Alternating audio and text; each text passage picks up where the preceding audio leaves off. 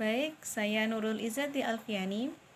Di sini saya akan melanjutkan presentasi dari kelompok 12 tentang analisis pengecoh dan analisis contoh analisis kualitas butir soal bahasa Arab.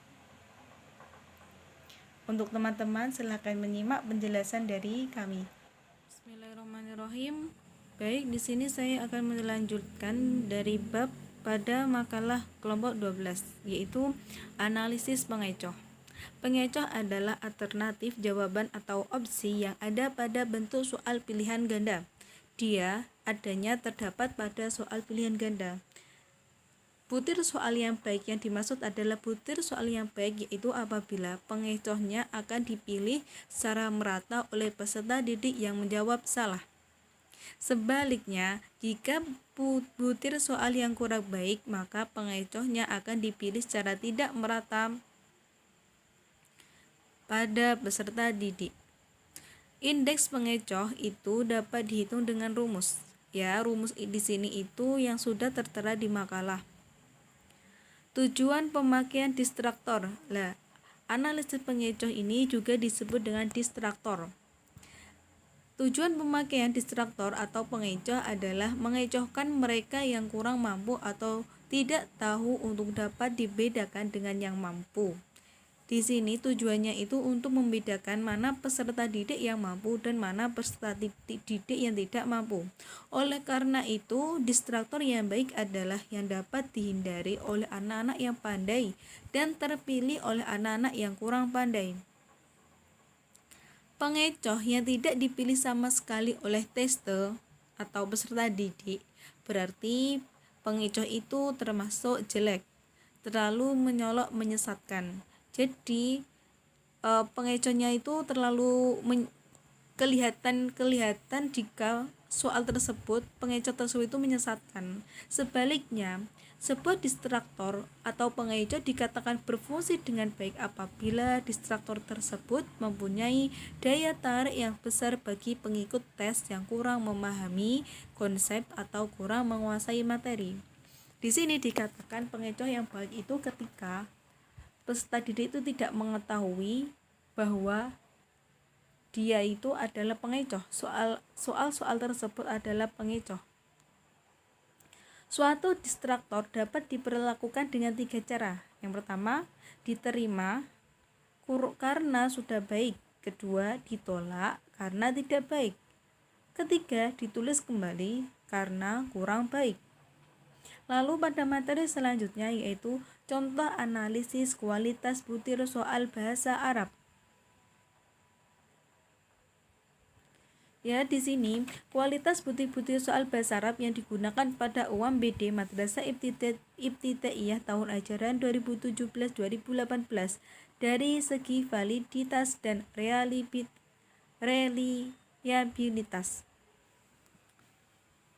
Untuk dari segi validitas, di sini validitas itu ada 3, tapi di dalam contoh UMBD MI, soal bahasa UMBD MI ini itu tentang validitas isim. Maka hasilnya yaitu validitas isi soal bahasa Arab UMBD MI tahun 2017-2018 menunjukkan sangat tinggi. Hal ini ditunjukkan dengan tingkat kesesuaian 100% seluruh butir soal tersebut dengan kisi-kisi yang telah ditetapkan. Sedangkan soal bahasa Arab UMBD MI tahun 2018 ini memiliki tingkat reliabilitas atau tingkat keajikan konsistensi yang tinggi dengan angka 0,8 berada pada interval 0,60 sampai 0,80. Dapat dinyatakan bahwa soal bahasa Arab pada UMBD tahun 2018 dapat dipercaya kegunaannya. Ini itu menurut reliabilitas. Lalu selanjutnya, kualitas butir-butir soal bahasa Arab yang digunakan pada UMBD Madrasah Ibtidaiyah tahun ajaran 2017-2018 dari segi 1.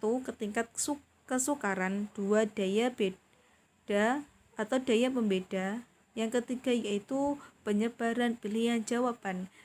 Penyebaran pilihan jawab di sini itu termasuk destruktor atau pengecoh tadi. Tingkat kesukaran butir soal bahasa Arab UMB-DMI tahun 2018 adalah 63,23%, 0,63. Maka dapat dikatakan bahwa soal bahasa Arab UMB-DMI tahun 2018 memiliki tingkat kesukaran yang sedang dan dapat digunakan sebagai tes standar.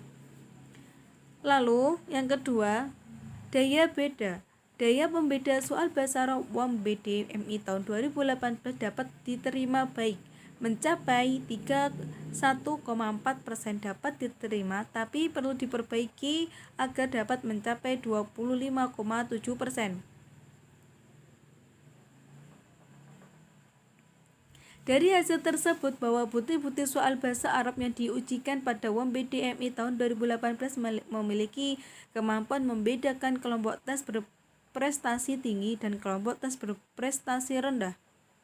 Sementara penyebaran jawaban atau distraktor pengecoh pada soal bahasa Arab UMB-DMI tahun 2018 sebanyak 11 butir soal bahasa Arab UMB-D memiliki penyebaran pilihan jawaban sangat baik, sebanyak 5 butir soal baik, sebanyak 6 butir soal kurang, sebanyak 9 butir soal itu buruk, dan 4 butir soal sangat buruk. Jadi dapat disimpulkan bahwa butir-butir soal bahasa Arab yang diujikan pada UMB-DMI 2018 memiliki penyebaran pilihan jawaban distraktor atau pengecoh yang efektif atau berfungsi.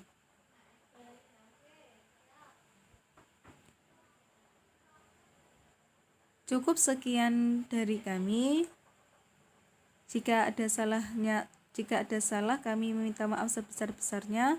Syukran ala ihtimamikum. Wassalamualaikum warahmatullahi wabarakatuh.